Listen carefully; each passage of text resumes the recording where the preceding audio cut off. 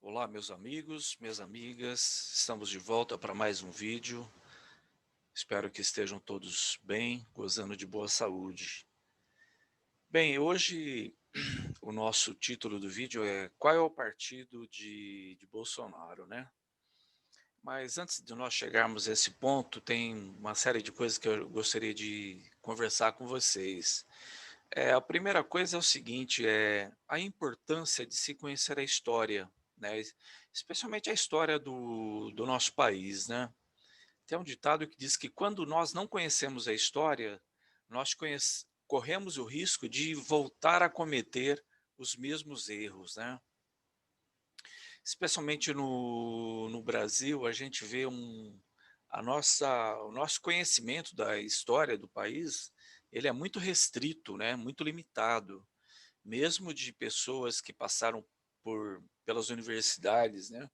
Tem curso superior, mas não conhece a história. E não conhece a história, nem a história recente do país. Então, esse é um grande problema.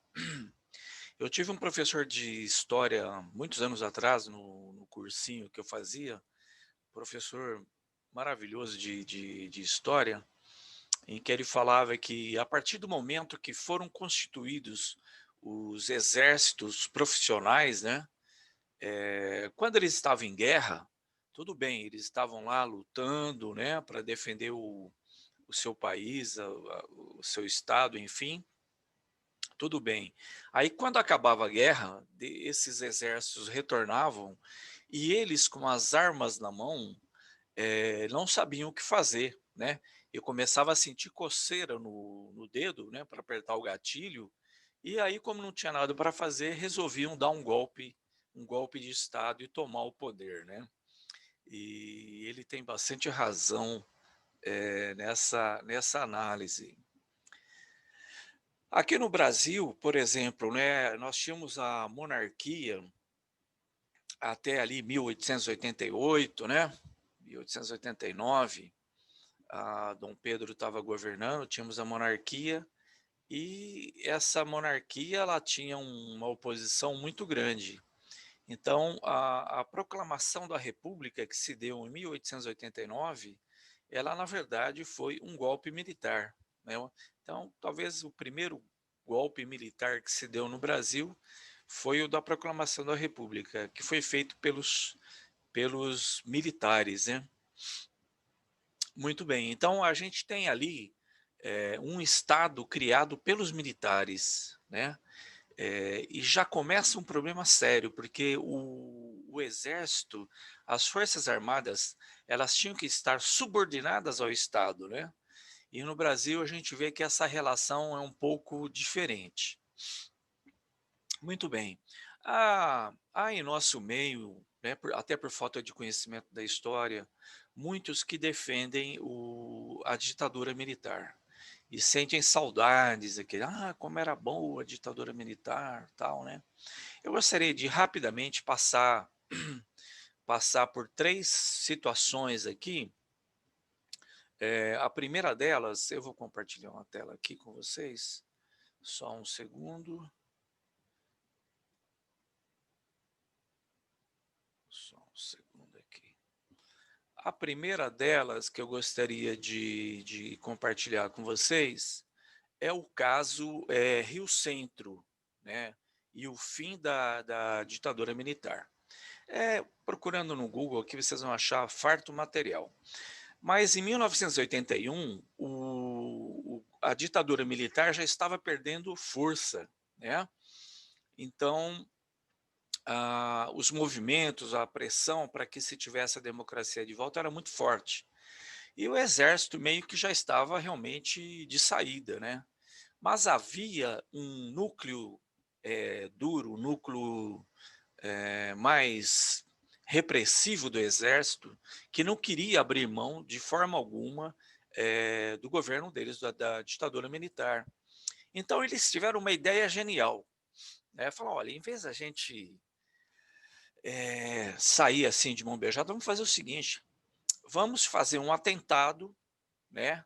Um atentado de grandes proporções, e aí a gente vai colocar a culpa na esquerda, né? Vamos falar que foram grupos radicais que fizeram um atentado, e assim a gente ganha uma sobrevida nessa nossa ditadura militar, né.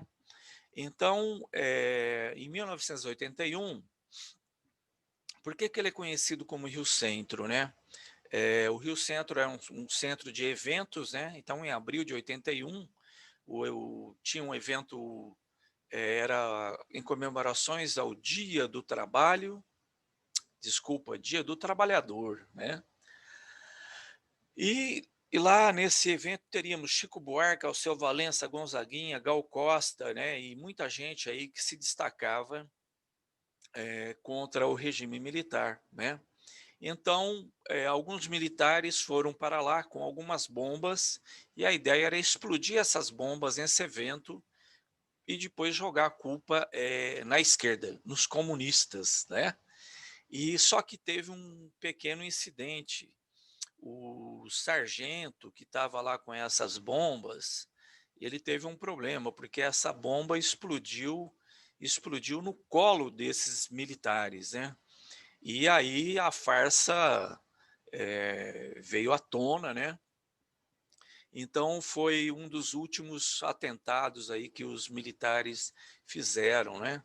Então aí você pode ver que esses militares, eu vou falar das exceções, né, mas existe um grupo, geralmente o grupo que tem mais poder, que eles não são nada confiáveis, né.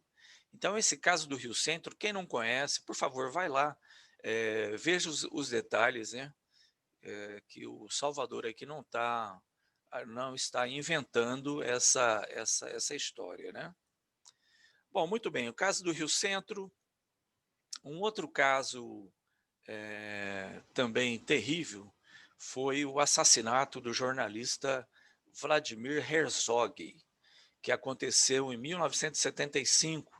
Vladimir Herzog, ele era de nacionalidade iugoslava, né, ele era naturalizado brasileiro, né, e ele trabalhava na TV Cultura, em 1975. Aí ele foi chamado para, eles achavam que o Herzog tinha ligações com os comunistas e chamaram o Herzog para prestar esclarecimentos, levaram junto mais 2 jornalistas, e no dia seguinte, Herzog apareceu enforcado em sua cela, né. E eles diziam que Herzog tinha se suicidado, né. Assassinaram Herzog praticamente, se eu não me engano, me fala a memória aqui, em 2 dias, covardemente, né. Tem muitos militares covardes, né. Há um ditado que diz que chumbo trocado não dói, né, mas eles gostam de matar dessa forma, né, de maneira covarde, né. Então Herzog é mais uma mancha na história do exército brasileiro, né. Bom, muito bem, eh, para não dizer que não falei das flores, não, quer dizer, para não dizer que eu não falei, da parte boa, toda organização, seja ela religiosa, uma empresa, político, militar, ela sempre tem uma parte boa e uma parte podre, né, uma parte ruim, né. Recentemente eu estava estudando a respeito da coluna Prestes. Eu nunca vi isso, nunca estudei esse evento em lugar algum, né, em todo o tempo que eu passei na escola. E é muito interessante a gente ver a coluna Prestes, ela está ligado ao movimento chamado de tenentismo, nos idos de 1924, e Luiz Carlos Prestes foi um desses tenentes que liderou um movimento, uma coluna chamada Coluna Prestes, né, militares, maioria tenentes, que se revoltaram contra o governo naquela época. E é bom lembrar que Luiz Carlos Prestes, nessa época, ele não sabia nada a respeito de marxismo. Ele estava somente indignado com a pobreza, com a miséria que existia entre o nosso povo naquela época. Então ele forma um movimento lá no sul, né, e vem subindo, e eles se encontraram aqui com outra coluna aqui de tenentes aqui do estado de São Paulo, e se juntaram e formaram essa coluna Prestes. Eles caminharam 25 mil quilômetros pelo Brasil, né, lutando com as forças do governo, e jamais foram vencidos, né? Então, a gente vê que... Aliás, eu vou recomendar para vocês a entrevista de Luiz Carlos Prestes no Roda Viva em 1986. Uma aula de história, um brasileiro honrado, né? Honrado mesmo. Então, Luiz Carlos Prestes tem a minha admiração. Muito bem.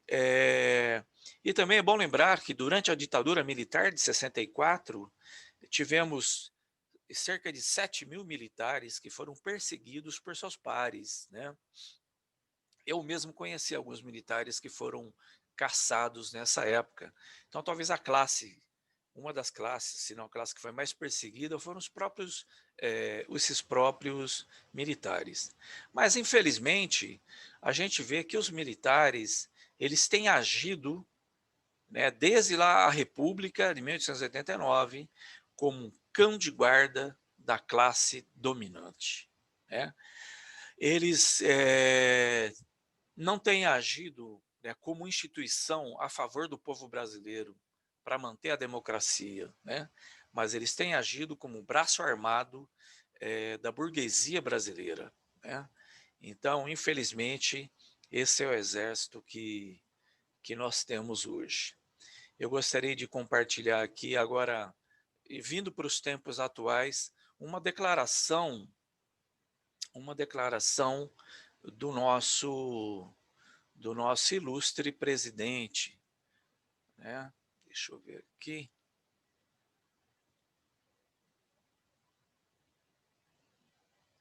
Oh, minha nossa. Espera aí, meus amigos, que eu chego lá. Aqui. Governo Bolsonaro mais que dobra número de militares em cargos civis, aponta o TCU, né?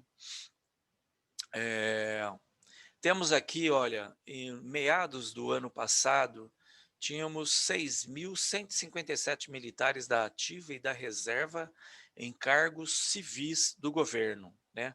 Nem durante a ditadura militar nós tivemos tantos militares no governo como agora, né?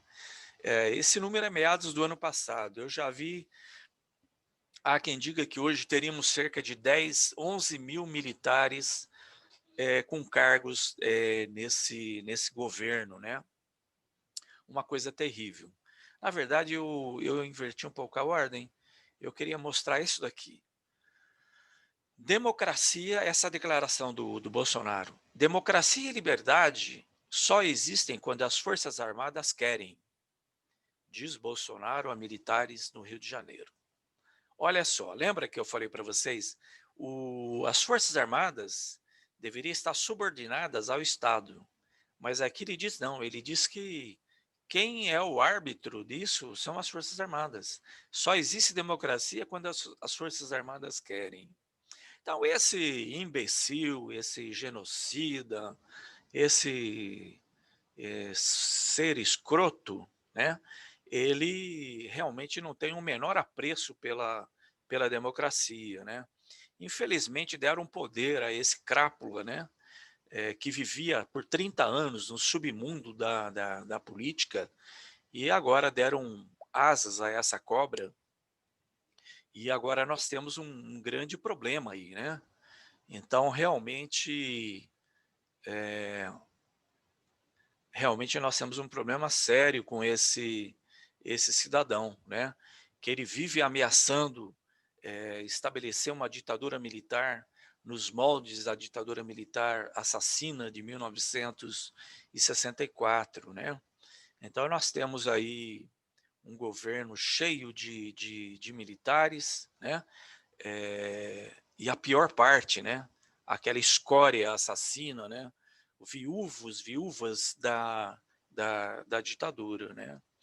Em países como Argentina, Uruguai, Chile, vários militares foram condenados por seus crimes durante a ditadura, né?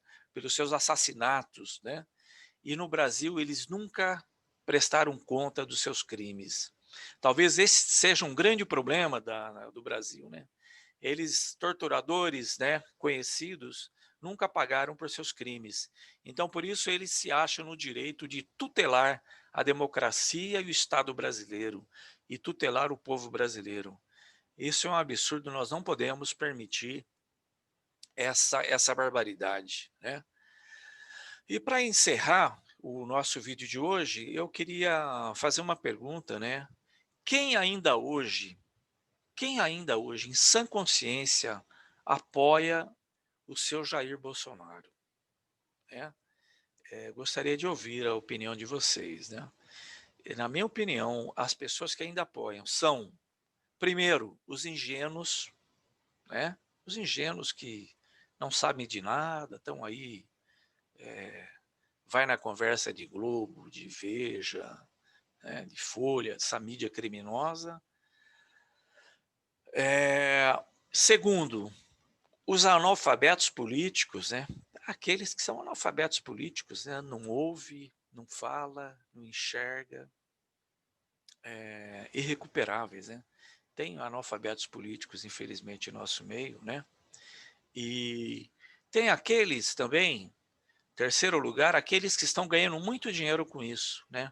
O sistema financeiro, ao que parece, está ganhando muito dinheiro com isso. Eles não se importam com o sistema produtivo, com os empregos, com o país. Então, tem uma parcela pequena que está ganhando muito dinheiro. Então, sustenta esse ser desprezível, né? E, por último, sempre houve entre nós os canalhas fascistas, né? Os canalhas fascistas, neofascistas, neonazistas, né? Os brasileiros que são a escória também, né? Que são como Bolsonaro, né? Racistas, homofóbicos, né? Misóginos, né? Canalhas mesmo, né? Tem uma parcela do povo que é assim. Então, esses apoiam o seu Jair Bolsonaro. Então, meus amigos, é isso. Agora é hora de impeachment já, fora Bozo genocida, fora Bozo canalha, né? Estamos começando movimentos de rua, né? Tomara que essa vacina chegue logo para que a gente possa ir para rua, para as ruas com segurança, né? E mostrar para esses canalhas, né? Que já o Brasil não aguenta mais, né? O Brasil não aguenta mais. E não vamos esperar, se a gente ficar em casa sentado, né? Esse canalha não vai sair de lá, porque o Congresso ele é formado por uma maioria tipo Centrão, né? Fisiologistas, né? Canalhas também, né? E eles trocam, têm vantagens com isso, né?